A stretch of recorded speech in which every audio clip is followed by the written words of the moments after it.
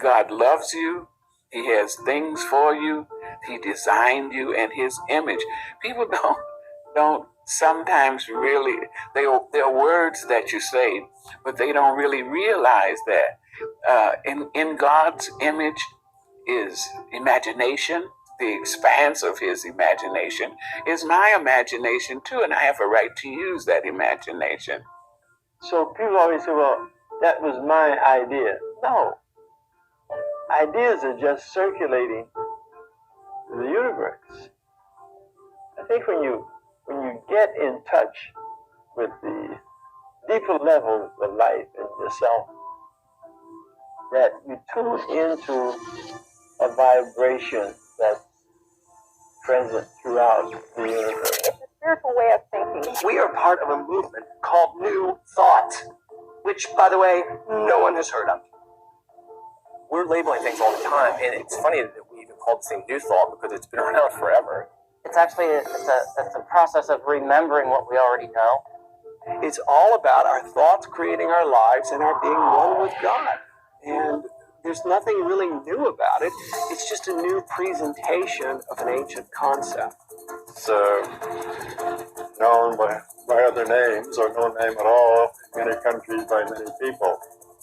New thought is not just about sitting and thinking. New thought is about mind power, it's about heart power, it's about spirituality. It's actually about being one with the divine and raising your thoughts from a human egocentric consciousness, one to a divine consciousness. And in that expanded awareness is a new intuition, a new insight, a new imagination, new contexts, new meanings, new stories. Our belief is to give, to encourage, and to encourage a person to be the best person he or she can be, to be a person of love and harmony and peace and support and belief in the goodness of humanity. There's a whole philosophy, there's a whole point of view. There are saints and sages and mystics and prophets and living masters.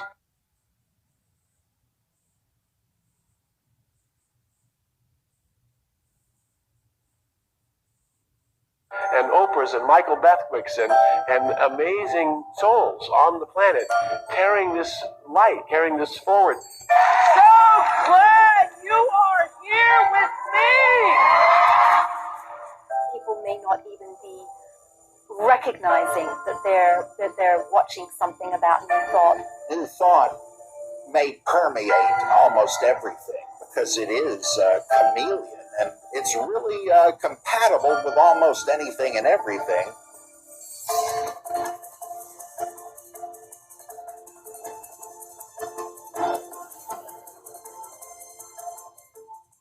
New Thought is, this wonderful and rich tradition that extends really to the first century of Christianity, and even further back than that. But it has its conglomeration of energies that occurred really within the 20th century of American history, when the Transcendentalist movement kind of merged with the what I call, defined as the Mind Cure movement, along with progressive Christianity, and those three circles together mixed in a unique way in early American history in the 1800s. It gave birth to this thing that we call the New Thought movement now, which includes unity and religious science and centers for spiritual living. And many other groups. But behind even that is this backdrop of universal spiritual principles, universal truths, and ancient wisdom that we find in Hermes and Plato and the Greek mythologies and Taoism, Lao Tzu, and the Buddha. So it's really a conglomeration of the great wisdom of the ages. So it was in the